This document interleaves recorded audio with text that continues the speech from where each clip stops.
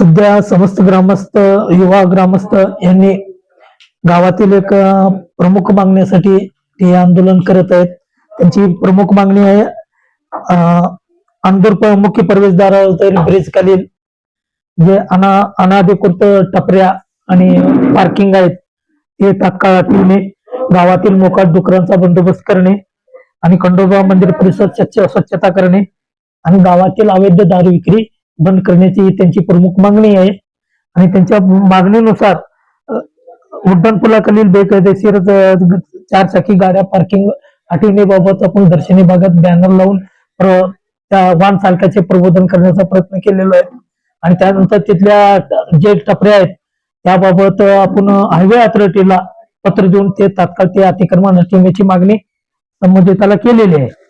आणि गावातील मोकाट डुकराचा बंदोबस्त होते जे गावातील मोकाट डुकर ते पाळणार आहेत त्यांच्या बरोबर आपण काल त्यांचं बोलवून त्यांना ताकीद दिलेली आहे की आपण डुकरे मोकाट पद्धतीनं न सोडता बंदिस्त पद्धतीनं पाळावं.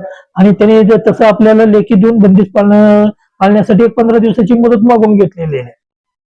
आणि तिसरा विषय स्वच्छता मोहीम. खंडोबा मंदिर परिसरात आपण स्वच्छता यापूर्वी केलेली आहे, परंतु तिथं भाविकाची वर्दळ असल्यामुळे दुकानदाराकडून वारंवार तिथं कचरा साठवण होत आहे.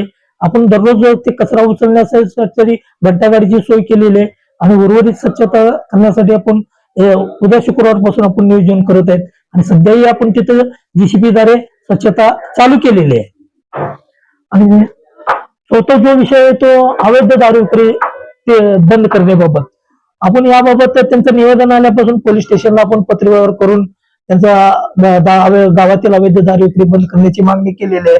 तसेच आज बी त्या राज्य उत्पादन शुल्क धाराशिव माननीय कलेक्टर साहेब धाराशिव आणि माननीय पोलीस उपाधीक्षक धाराशिव यांना ग्रामपंचायत मार्फत निवेदन देऊन संपूर्ण अवैध दारू विक्री बंद करण्याची मागणी आपण करत आहोत. साहेब, गेल्या 10 वर्षापासून अक्षरशः इथल्या अंतरीतील शेतकरी बांधव आहेत त्यांचं पिकाचं नासाडी होत आहे. गेल्या 10 वर्षापासून हा प्रश्न अक्षरशः शेतकऱ्यांना भेडसावत आहे. आजपर्यंत अक्षरशः लोकांना शेवटी आता आंदोलन करावं लागत आहे. ग्रामपंचायत करते काही ह्या बाबतीत कसं होते, आता आम्ही यापूर्वी ग्रामपंचायत पर्यंत गेलो, पण तो डुकर कोणाचे आहेत की ते कोण आहेत हे आम्हाला येत होत नाही. त्यामुळे नेमकं सांगावं कोणाला बोलावं. आणि काल आपण मिटिंग घेतल्यापासून त्यांनी स्वतःहून कबुली केली की ती आमची आहे. आता आपल्याला एक एव्हिडन्स तयार झालेला आहे. त्याबद्दल आपण आता त्या याच्यात काही फरक नाही पडले तर आपण त्यांना जबाबदार धरता येईल आपल्याला. मग आपल्याला पुढची कोणची कार्यपद्धती अवलंबायची ते करता येणार. एकंदरीत शेतकऱ्यांना आणि ग्रामस्थांना आपण काय आश्वासन द्यायचं, काय पुढचं भविष्यामध्ये काय करता येईल याबद्दल आपण आश्वासन नेमकं काय करायचं. मग आता त्यांनी कबूल केल्याप्रमाणे ते काय इफेक्ट होईल त्याच्यानुसार आपण पुढच्या त्यांचं कायमस्वरूपी त्यांचा बंदोबस्त करण्यासाठी निश्चितच आपण प्रयत्न करू. पहिला 3 जुलैला आम्ही ग्रामपंचायतला एक अर्ज दिला. 4 मागण्या आहेत आमच्या. पहिली मागणी आहे अतिक्रमण ब्रिज खालची. दुसरी मागणी आहे जे डुकराचे तुम्ही आता म्हणल्याप्रमाणे फार मोठी समस्या आहे ती. तिसरी मागणी आहे स्वच्छतेची. आणि चौथी मागणी आहे जे तरुण पिढी वाया चाललेली आहे दारू बंदी करण्यासाठी. मग ह्या 4 प्रमुख आमच्या मागण्या आहेत. आणि तुम्ही म्हणल्याप्रमाणे गेल्या 10 वर्षापासून शेतकरी हतबल झालेला आहे. शेंगा पीक आपलं तुळजापूर तालुक्यामधलं अणगूर हे शेंगा पिकासाठी प्रसिद्ध गाव होतं. आणि 10 वर्षापासून एक ही शेंग कुठल्या शेतकऱ्यांनी पेरली नाही, उलट बाहेरून विकत आणून आपल्याला खावं लागलं. हे दुर्दैव आहे. मग ह्याच्यासाठी आता बरेच ह्या परवाच गेल्या महिन्याखाली खंडोबाच्या मागे 2 लहान मुलांना डुकरांनी चावा घेतले. मग हे जवळजवळ आपल्या गावात 1,500 डुकर आहेत. ह्या डुकराने शेतकऱ्याचं तर घर उद्ध्वस्त होत लागलेत. गेल्या वर्षी जवळजवळ आमच्या शिवारामधले 15 एकर जवारी पार केली. मग त्याच्यासाठी आमची पहिली मागणी आहे. मग वन विभाग अधिकाऱ्याला गेल्या वर्षी मी अर्ज केलता. त्याने म्हणले हे पाळीव डुकर आहेत आणि तुम्ही त्यांच्यावर कारवाई करा म्हणले. मग आम्ही गेल्या वर्षीपासून प्रयत्न करत होतो की अर्ज देऊन एकमेकावर उडवाउडवी करत होतो, हे माझे नाहीत तुझे नाहीत म्हणून नादिलागानं आम्हाला हे आंदोलन करावं लागलं. आणि दुसरी मागणी प्रमुख जी आहे दारूबंदीसाठी. तुम्ही बघता युवक सध्या व्यसनाधीन होऊ आलेत, त्याच्यामुळे बरेच कुटुंब उद्ध्वस्त होऊ आलेत. घरातले युवक दारूच्या व्यसनानं मृत्यू पडू लागले. त्याच्यासाठी ही आमची दुसरी मागणी आहे. आणि ही मागणी जोपर्यंत आमच्या पूर्ण होत नाहीत कृतीतून, तोपर्यंत आमचं आंदोलन चालूच राहणार आहे. अंदूर येथील युवक काही जनहिताच्या मागण्या घेऊन या ठिकाणी ग्रामपंचायत अंदूर येथे उपोषणाला बसले आहेत. कारण अवैध दारूधंदा प्रमाण खूप वाढलं आहे. 18 वर्षाचे 20 वर्षाचे युवक व्यसनाधीन होत आहेत. याचा मोठा फटका सर्वसामान्य जनतेला व्हायले. लहान लहान मुलं या ठिकाणी व्यसनाधीन होत आहेत. ही मोठी शोकांतिका आहे. या मागणीसाठी आम्ही या ठिकाणी आंदोलनाला बसलेलो आहोत. कोणकोणत्या मागण्या आहेत? या आता प्रमुख मोठ्या जे 4 मागण्या आहेत.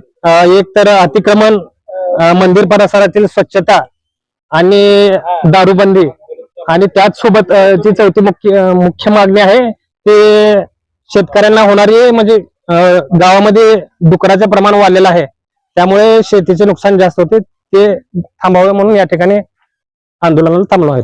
सगळ्यात प्रथम मुळात हा विषय आहे की अंदूर सारख्या एवढ्या सुशिक्षित गावामध्ये आंदोलन करायची वेळ येते, ही सगळ्यात दुर्दैवी घटना आहे, सगळ्यात महत्वाची. आणि सगळ्यात महत्वाचा विषय काय की अंदूरमध्ये आज बघायला गेलं तर पाळीव डुकरांची संख्या कमीत कमी 2000 जवळपास पाळीव डुकर या ठिकाणी अंदूरमध्ये आहेत. आणि या डुकरांच्या पूर्ण शेतकऱ्यांचं या ठिकाणी नुकसान या ठिकाणी डुकरांकडून होत आहे.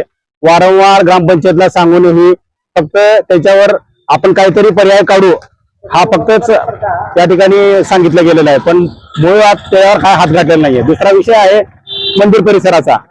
आज लाखोचे भक्त या अंदूरच्या खंडोबा मंदिरापाशी येत आहेत, दर्शनासाठी येत असतात, पण मुळात त्या मंदिराच्या परिसरात हागणदारी आहे आणि तिथं जो कचरा पडतो तो पूर्ण पूजा गल्लीतला आहे.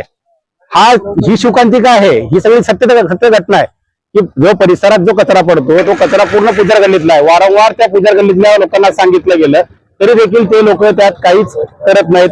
ज्यांना विनंती केली की मग त्यावेळेस थोडं कचरा जीसीबी लावल्यासारखं करतात, परत दुसऱ्या दिवशी तिकडे कचरा पडतो.